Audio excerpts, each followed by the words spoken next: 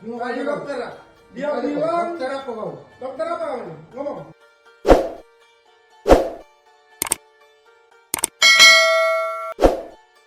Viral dokter di RSUD Sekayu, Sumatera Selatan diduga dianiaya keluarga pasien karena tak mau lepas masker.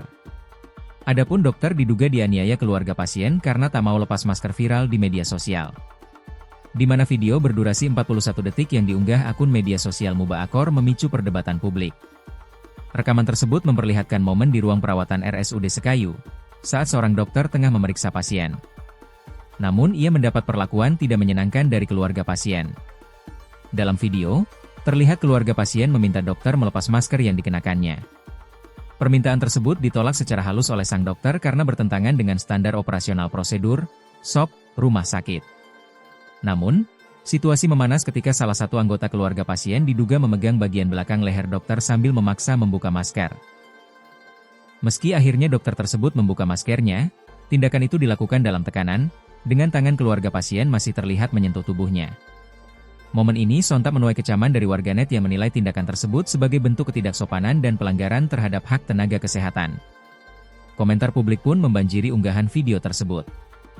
Akun Apriyanti menulis, "Setiap tindakan pasti ada SOP.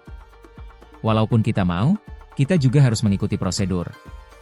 Sangat disayangkan tindakan itu, padahal bisa dikomunikasikan dengan baik." Akun Ardi BW turut menyuarakan dukungan. "Dokter itu benar, RSUD harus klarifikasi. Tidak boleh dokter dipaksa membuka masker saat bekerja, apalagi dengan cara seperti itu."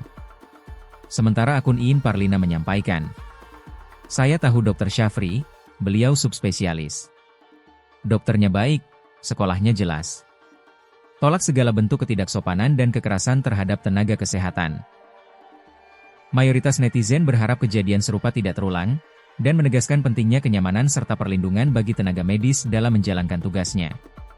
Saat dikonfirmasi, Humas RSUD Sekayu, Dwi Marsilviah, menyatakan bahwa pihak rumah sakit masih melakukan rapat internal terkait insiden tersebut. "Ada nanti ya, kita masih rapat di RS," ujarnya singkat.